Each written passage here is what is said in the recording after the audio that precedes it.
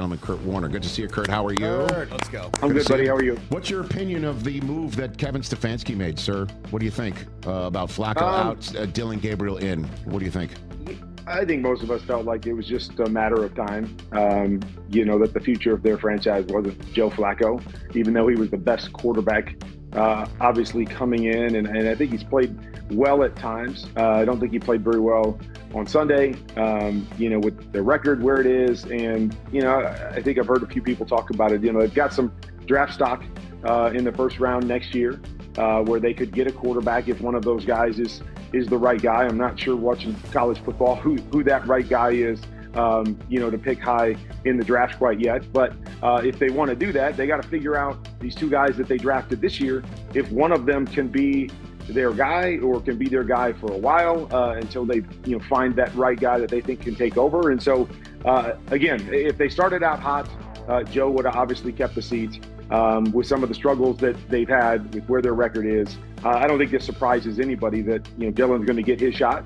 If he plays well, I think he'll obviously hold on to the seat. If he doesn't play well, I would not be surprised if Shedeur at some point gets an opportunity as well, just to say, hey, let's empty this thing and let's see who is our best guy, and if one of these guys can be a franchise quarterback, or if we've got to make another move.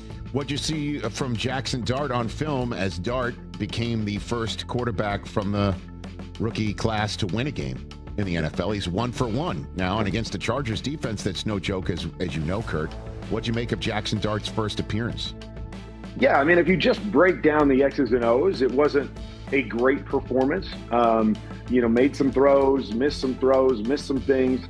But I think you could feel the spark that he gave this team. And, you never can really quite put your finger on, okay, what was that? The first drive, they take the ball all the way down, they score, he runs it in, he makes a couple big runs in there. And I think those big runs energized people. Why did defense play so much better this week than they have? Those are things that you can't explain other than they're fired up to have him for whatever reason, whatever he brings to the table. And you could feel that. Even just me watching the All-22, I felt like it was a different team out there. And like I said, it wasn't great, just from, quarterback play.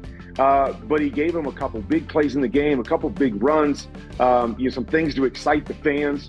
And so I think it was obviously a great, first outing that you don't play great, but you energize your team and you get a win against a 3-0 team. That's exactly how you want to start, and there's a lot of room for improvement. Kurt Warner here on the Rich Eisen Show. As you know, we're always looking for corners to be turned, sir. Have the Chiefs turned it? Have the Chiefs turned the corner? Kurt Warner. You know what? I want to say yes, and solely because of the fact of how they played this game. We covered the first game in Brazil, and I talked about it a lot. Like, it didn't look like the same Chiefs team, just from the standpoint is they weren't running RPOs. They weren't throwing a lot of their quick throws, and supplementing their run game with that kind of play. And that had really been their MO for the last couple years, is they couldn't push the ball down the field. So it was a lot of quick throws. That was their run game, yards after catch. And we just didn't see that early. And maybe it was because, as we talked to Andy Reid, there was a big package for Xavier Worthy, and he goes out in the third play. And so maybe they didn't have anybody that they could plug in and run those plays. But when I popped on the tape this past week, it looked like the Chiefs to me. There was a lot more RPOs and those quick throws to supplement that run game and to use Patrick's ability to get defense out of position and then just make those quick throws. A lot more wide receiver screens. And then they got some big plays down the field. But that to me is the Chiefs offense. And I finally saw it again. And so maybe it is because Xavier Worthy is back. We know Rashee Rice is a couple weeks away, and he adds that piece as well. And so I feel really good about where they are after that performance against the Baltimore Ravens. And I know a lot of people expected the Ravens to win that game just because of the better roster across the board. But they dominated that football game, and they were doing what I expected the Chiefs to do all year long. So I do believe they have turned the corner and gotten back to, maybe not a perfect formula, but the formula that was a winning formula for them a year ago. And then the corner in Houston has C.J. Stroud, and that offense turned it. 26-0 win over the Titans, in which Stroud was 22 for 28 with a passer rating just a little north of 125. Have the Texans and Stroud turned a corner? Kurt? No, I'm going to say no.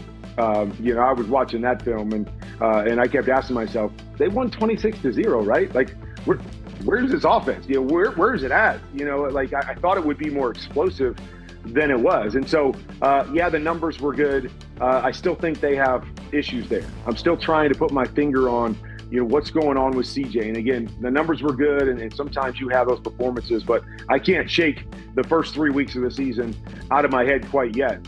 There was a lot of struggles. CJ just doesn't look like the same player that he was as a rookie. Just awareness, seeing things, getting the ball out of his hands.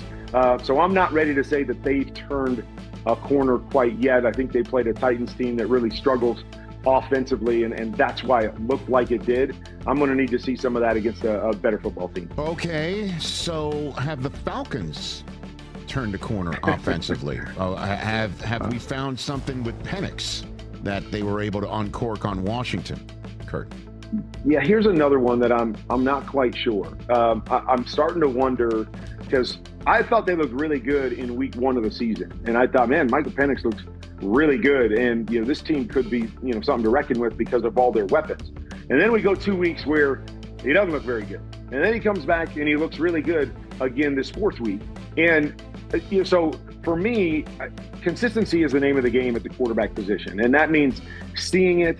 That means being able to work through things when your first read's not open and being able to find the next guy.